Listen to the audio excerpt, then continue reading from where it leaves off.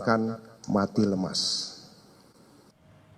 Kita akan bahas kesimpulan penyelidikan kematian diplomat bersama Guru Besar Universitas Bhayangkara, Profesor Hermawan Sulistyo atau yang biasa akrab dipanggil Prof. Kiki. Prof. Kiki, selamat malam. Selamat malam. Prof, apakah dengan terungkapnya penyebab kematian ini jadi akhir kasus, is it the end of the case, atau masih ada tanda tanya yang harus diselesaikan? Kalau dari perspektif polisi, case closed. Case closed itu ya kasusnya udah selesai. Kenapa? Kalau ada yang lain-lain itu urusan gosip itu. Kenapa? Polisi hanya ngurusi persoalan-persoalan yang berkaitan dengan kejahatan, yang berkaitan dengan pidana. Nah, kesimpulannya sudah tidak ada yang bunuh, tidak ada yang bunuh. Jadi selesai, tugas polisi selesai. Nah, bagi saya ini forensic policing, pendekatan polisi melalui forensik yang terbaik. Cara menyampaikannya juga terbaik. Kenapa, Prof? Kenapa? Ada batas antara kejadiannya dengan penyebab dalam tanda petik. Ada pemicu kematiannya dan penyebab. Penyebabnya itu causative factors. Ya. Apakah itu karena ada masalah pribadi, perselingkuhan dan yang lain-lain, itu kan bukan urusan polisi gitu. Urusan polisi udah selesai gitu. Nah, tinggal yang gosip, dan saya berharap netizen itu tidak bicara tentang hal-hal yang seperti itu juga. Karena apa? Kasihan keluarganya yang masih hidup gitu.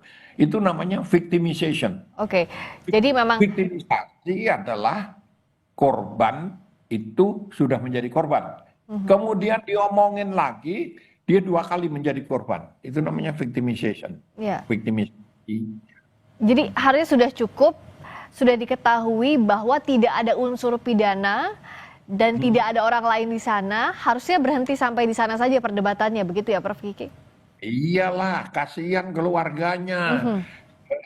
Ya. Orang yang celok-metan itu kan nggak mau kalau diutak-atik urusan pribadinya gitu loh. Ya.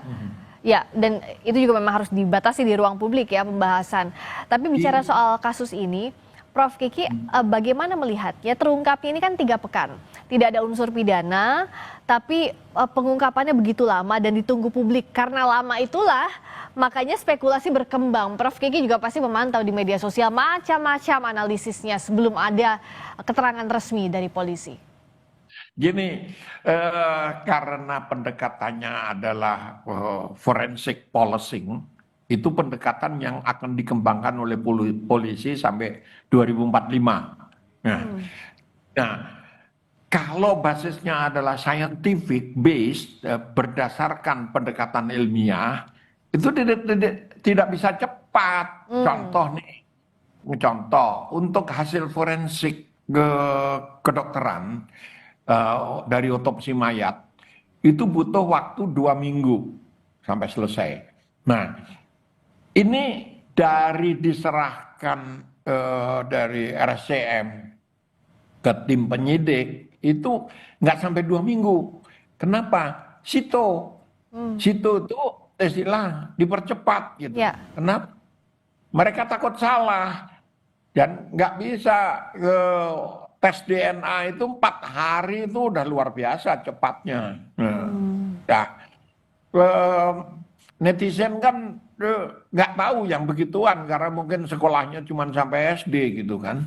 Jadi, harus scientific base itu harus betul. Ini contoh tentang forensic policing yang terbaik sampai hari ini yang saya lihat, dengan akuntabilitasnya aja, dengan cerita yang sangat lengkap dengan para ahli yang memang ahlinya gitu. Yang menjadi masalah menyampaikannya ke ruang publik.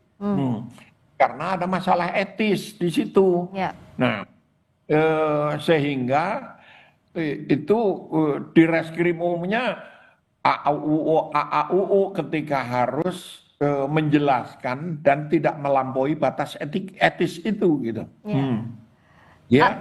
sangat hati-hati. Kalau wartawannya pinter, dikejar terus, mati dia.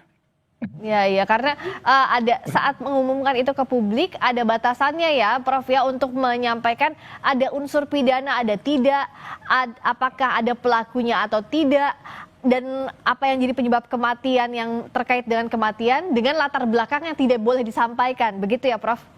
Iya, kalau kita kan nggak bisa, kita kan bukan hidup di dunia luar bebas ngomong apa saja Ya, ya, gitu kan.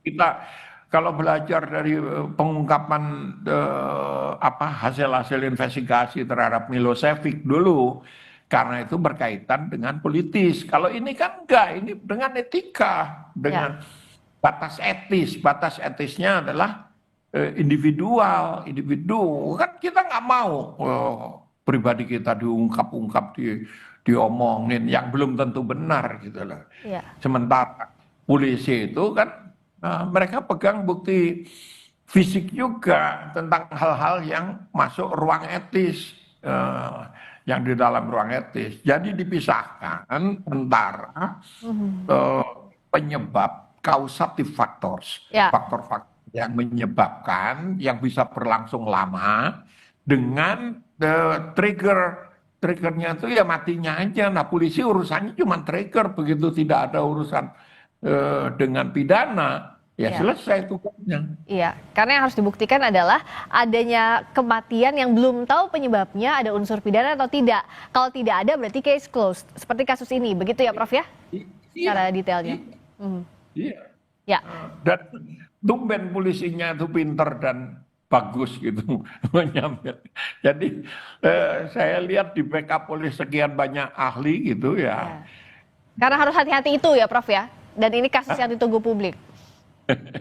Ya, itu tadi. Jadi kalau sampai sekarang seperti yang disampaikan Prof Kiki pun disampaikan juga oleh polisi, kasus ini ditutup sampai sekarang, dan karena itulah kenapa penjelasan bukti-bukti hari ini dalam konferensi pers menjadi sangat penting. Terima kasih Prof Kiki, Prof Hermawan Sulistyo, Guru Besar Selamat Universitas untuk Bayangkara. polisinya, selamat untuk penyidiknya, udah itu aja. Karena sudah berhasil mengungkap penyebab kematiannya, Ya. gitu ya Prof. Baik, terima kasih. Selamat malam.